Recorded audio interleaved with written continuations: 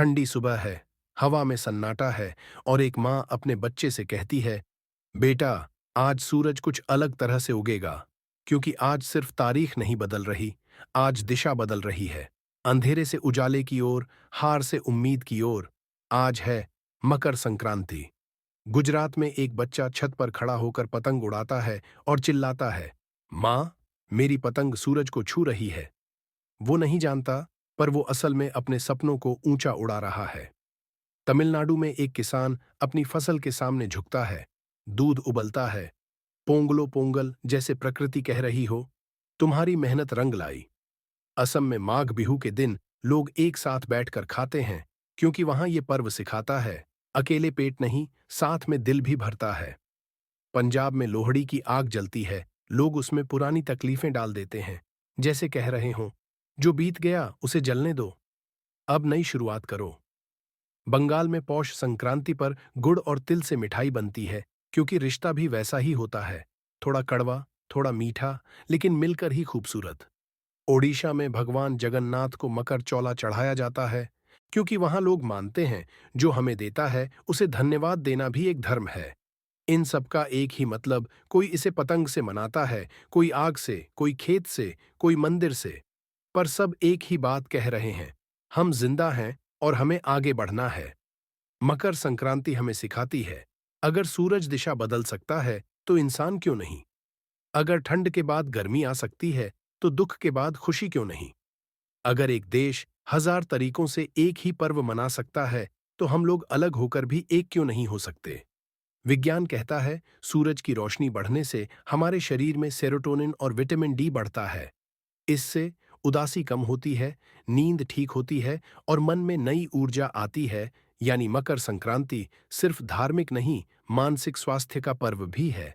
मकर संक्रांति पर अमीर गरीब एक जैसा खाना खाते हैं, दान दिया जाता है, लोग रिश्तेदारों से मिलते हैं। सोशियोलॉजी कहती है, जब लोग एक साथ खाते हैं तो उनके बीच ट्रस्ट और बॉन्डिंग बढ़ती है।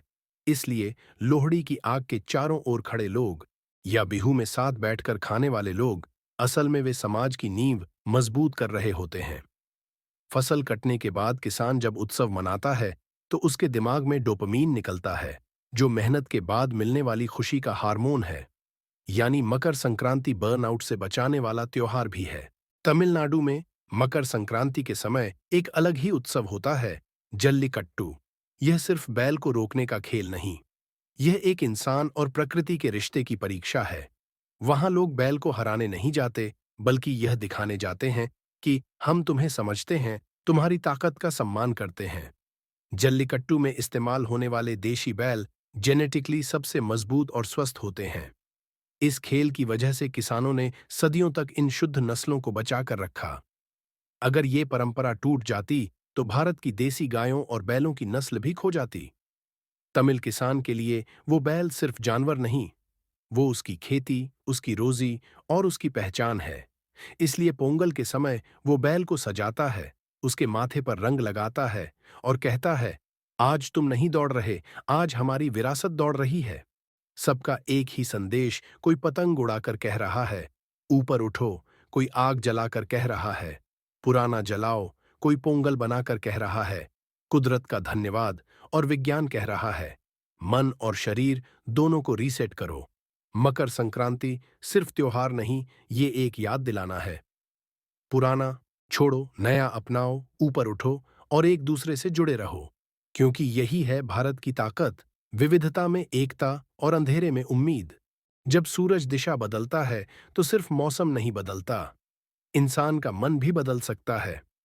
कभी हम हार मान लेते हैं, कभी अकेले पड़ जाते हैं, कभी लगता है कोई समझता ही नहीं। लेकिन ठीक उसी तरह जैसे हर मकर संक्रांति अंधेरे के बाद उजाला लाती है, वैसे ही हर इंसान की जिंदगी में एक नई शुरुआत संभव होती है। हमारा चैनल सिर्फ कहानियां नहीं सुनाता, हम साइंस से सच दिखाते हैं, सोशल लाइफ से रिश्ते जोड़ते हैं और स्टोरीज से दिल को छूते हैं। अगर आप चाहते हैं कि आपकी जिंदगी भी थोड़ी और साफ, थोड़ी और मजबूत, थोड़ी और उम्मीद से भरी हो, तो हमारे साथ जुड़े रहिए, क्योंकि यहाँ हर वीडियो आपको ये याद दिलाने आता है, आप अकेले नहीं हैं। आप भी उस सूरज की तरह हैं जो हर अंधेरे के बाद फिर से उगता है।